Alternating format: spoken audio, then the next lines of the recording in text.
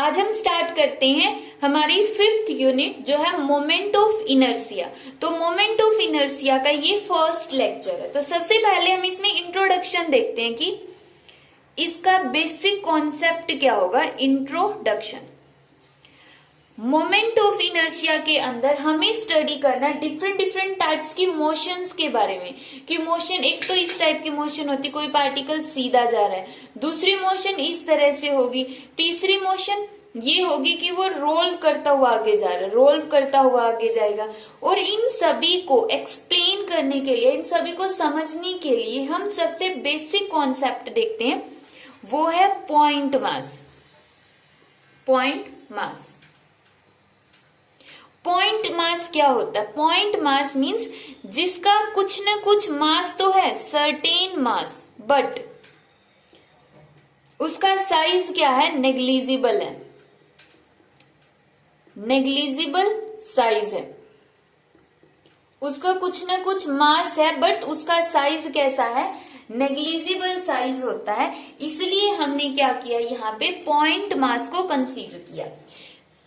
अब point mass क्या actual में एग्जिस्ट कर सकता? तो पॉइंट मास का जो कॉन्सेप्ट है वो हाइपोथेटिकल है, हाइपोथेटिकल है। एक्चुअल में कोई भी पॉइंट मास एग्जिस्ट ही नहीं कर सकता। अगर हम बिल्कुल छोटे से छोटा मास ले तो सबसे स्मॉल मास किसका होगा?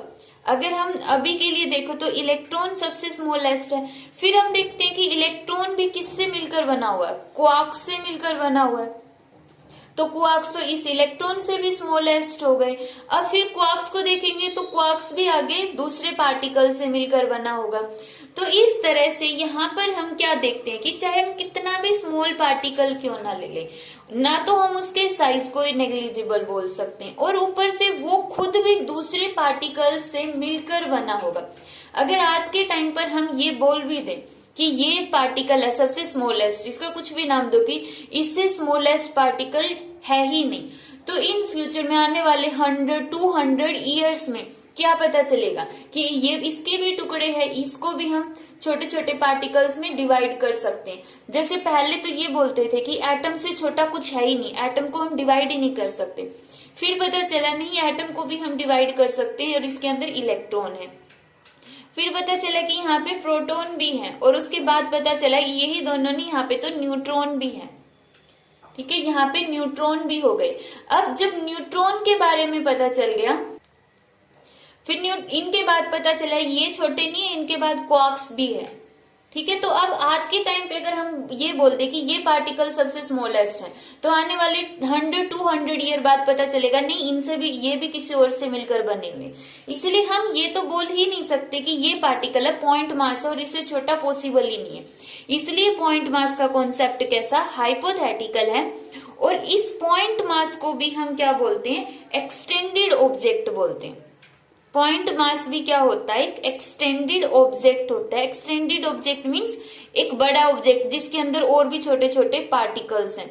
चाहे भले ही हम कितना भी छोटा पार्टिकल क्यों ना कंसीडर कर ले, वो खुद भी छोटे छोटे पार्टिकल से मिलकर बना होता है। इसलिए एक्चुअल में रियल लाइफ के अंदर पॉइंट मास का कॉन्सेप्ट हाइपोथेटिकल है। हर एक ऑब्जेक्ट कैसा होता है? एक्सटेंडेड ऑब्जेक्ट होता है। और ये जो एक्सटेंडेड ऑब्जेक्ट है वो छोटे छोटे पॉइंट साइज के पार्टिकल्स का कॉम्बिनेशन होता है। यहाँ पर जो हम एक्सटेंडेड ऑब्जेक्ट कंसीडर कर रहे हैं, इस एक्सटेंडेड ऑब्जेक्ट को हम एक रिजिड बॉडी मानकर चलेंगे। Rigid body. रिजिड का मतलब चाहे हम इस पे कितना भी फोर्स क्यों न लगाए, इसकी शेप चेंज नहीं होगी। ये भी हमने जस्ट एज्यूम किया, क्योंकि एक्चुअल में अगर कितना भी सॉलिड क्यों ना ले ले, हम अगर उस पर फोर्स लगा रहे हैं तो उसकी इंटर एटॉमिक डिस्टेंस पर इफेक्ट पड़ता ही पड़ता है। बट यहाँ पर हम एज्यूम कर रहे हैं कि ये जो एक्सटेंडेड ऑब्जेक्ट है वो रिजिड है, और रिजिड है तो उसकी शेप चेंज नहीं होगी। तो ये थी इसकी इंट्रोडक्शन। अब हम इसका फर्स्ट टॉपिक स्टार्ट करते हैं, motion of a rigid body. अब जो रिजिड बॉडी हमने ली उसकी मोशन कितने टाइप से हो सकती है? मेनली उसकी मोशन को हम दो तरह की मानते हैं। एक तो होता है translatory motion, translational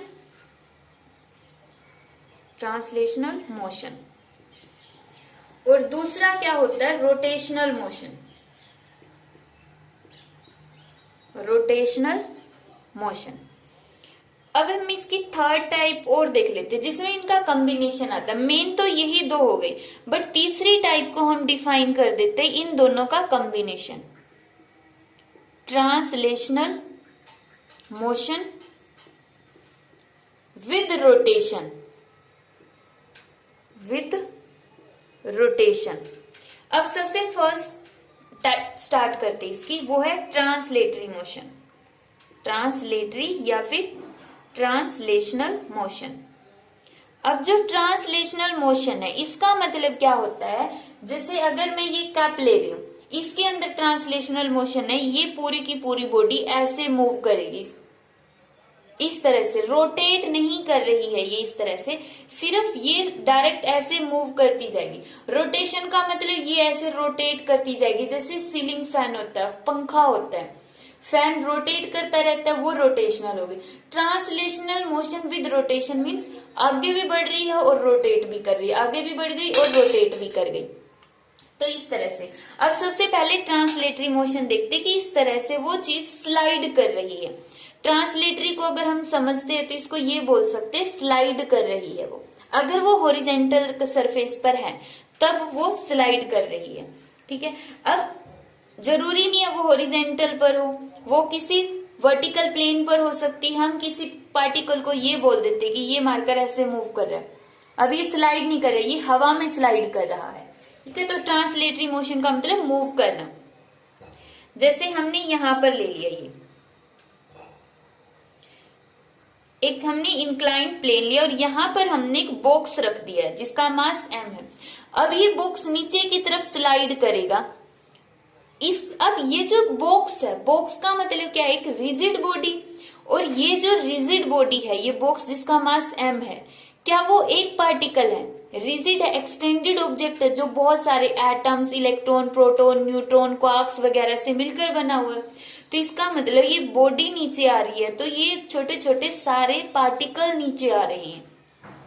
translatory motion में सभी की वेलोसिटी सेम रहेगी, इसमें चाहे कितने भी इलेक्ट्रॉन्स हो, कितने भी प्रोटॉन्स हो, कुछ भी हो, वो सारे के सारे एक ही वेलोसिटी से मूव कर रहे हैं, मींस बिल्कुल यूनिटी के साथ सभी की वेलोसिटी सेम है।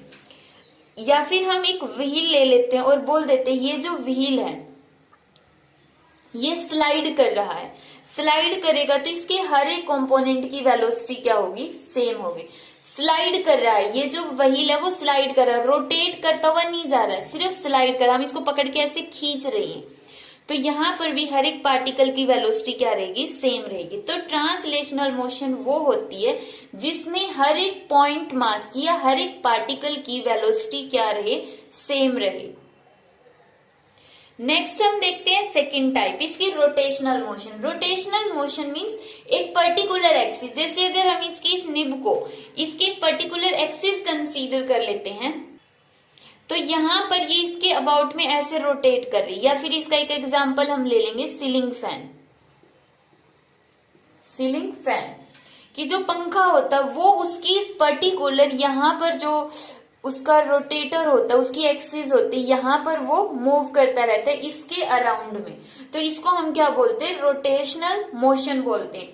या फिर इस चीज के अराउंड में ये चीज ऐसे मूव कर रहा है, मार्कर पूरा का पूरा यहाँ पर ऐसे मूव कर रहा है, तो ये होती है इसकी रोटेशनल मोशन। इसको समझने के लिए हमने ये एग्जाम्पल लिया कि इस बॉडी के अंदर ये बॉडी एक पर्टिकुलर एक्सिस पर रोटेट कर रही है, इस तरह से ये इसकी एक्सिस है कोई, और इसके चारों तरफ एक बॉडी ऐसे ऐसे करके रोटेट कर रही है। अब रोटेट करेगी तो यहाँ पे इसका सारे के सारे पार्टिकल रोटेट करेंगे। अगर हम बोलते हैं कि पूरी की पूरी बॉडी ओमेगा की स्पीड से रोटेट कर रही है, तो इसका हर पार्टिकल कितनी स्पीड से रोटेट करेगा, ओमेगा की स्पीड से रोटेट करेगा।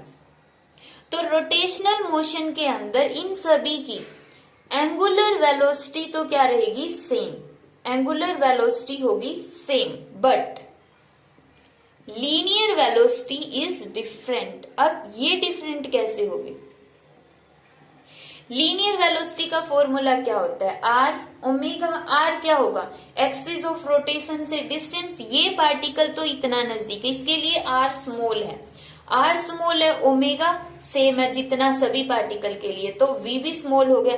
ये पार्टिकल यहाँ पर है, इसके लिए आर लार्ज है, ओमेगा सेम है, आर बड़ा है तो वी भी क्या होगा, बड़ा होगा।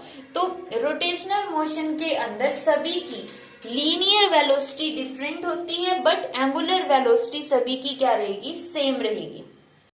थर्ड मोशन हम कंसीडर करते हैं यहाँ पर translational motion with rotation, with rotation.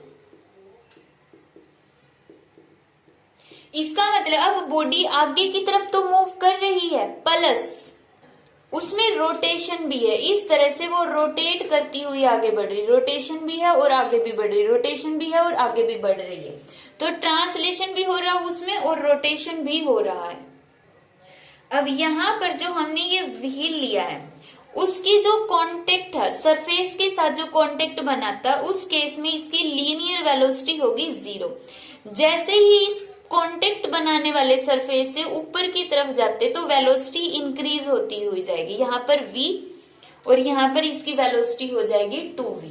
तो ट्रांसलेशन मोशन विद रोटेशन के अंदर लीनियर वेलोसिटी जैसे जैसे हम कांटेक्ट पॉइंट से ऊपर की तरफ जाते तो लीनियर वेलोसिटी इंक्रीज होती हुई जाएगी और ये पहिया ऐसे मूव करता हुआ आगे की तरफ चलता जाएगा।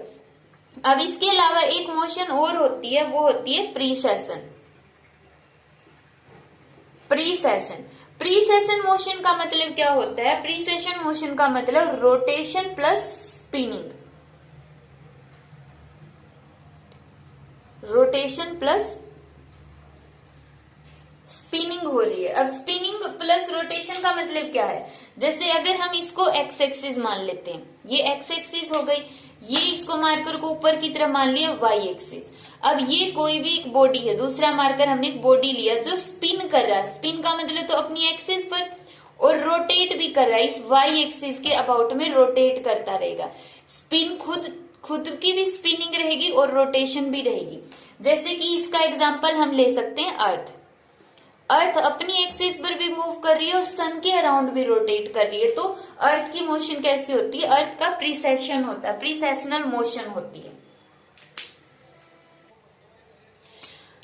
अब यहाँ पर जो हम स्टार्ट करेंगे सेंटर ऑफ मास के बारे में। अब जो सेंटर ऑफ मास है उसकी जरूरत क्यों पड़ी और सेंटर ऑफ मास होता क्या है। अब पूरी की पूरी बॉडी है, उसके अंदर तो बहुत सारे छोटे छोटे पार्टिकल्स होते, तो हम किसका मास ले, किसकी वेलोसिटी ले, तो इस कंफ्यूजन को ओवरकम करने के लिए कि किसकी वेलोसिटी कंसीडर करनी है, तो इस कंफ्यूजन को ओवरकम करने के लिए हमने मान लिया कि इस पूरी बॉडी का मास एक जगह पर कंसंट्रेटेड है और उस जगह को हमने जस्ट एज्यूम किया है, एक्चुअल में है या नहीं होता है, वो पूरा मास हर जगह कंसंट्रेटेड है, हर जगह फैला हुआ है। तो हमने एक पॉइंट ऐसा माना जहां पर पूरा मास उसका कंसंट्रेटेड होता है और उसी पॉइंट को हम क्या बोलते हैं, सेंटर ऑफ मास बोलते हैं। अब सबसे इंपॉर्टेंट पॉइंट, जरूरी नहीं है जिस जगह को हम सेंटर ऑफ मास मान रहे हैं उस पर मास हो, वो खाली भी हो सकती है होल्स। जो पहले सीडीज होती थी, कॉम्पैक्ट डिस्क होती थी, जो कि ये डायग्राम में दिखाया है फिगर के अंदर, तो इसको देखो यहाँ पे बीच में होल है, लेकिन यही होल इसका सेंटर ऑफ मास है। सेंटर ऑफ मास का मतलब क्या होता है कि वो बिंदु जहां पर हम अपनी फिंगर पर उस चीज को उठाने लग जाए तो वो उठ जाए। अगर इस मार्कर का सेंटर ऑफ मास बीच का पॉइंट है ये वाला, तो यहाँ पर ये फिंगर के ऊपर टिक जाना चाहिए था, इसको इस तरह से, ये देखो। अब अगर इसको ध्यान से देखोगे तो यहाँ पर मैंने इसको बीच में से नहीं पकड़ा, थोड़ा सा इस साइड से पकड़ा। क्यों? क्योंकि इसकी कैप वाला पोर्शन हैवी है, कैप वाला पोर्शन हैवी होने की वजह से मुझे इसको बीच से थोड़ा सा इस साइड पकड़ना पड़ा, तो इसका सेंटर ऑफ मास बीच में नहीं है, थोड़ा सा इस साइड है।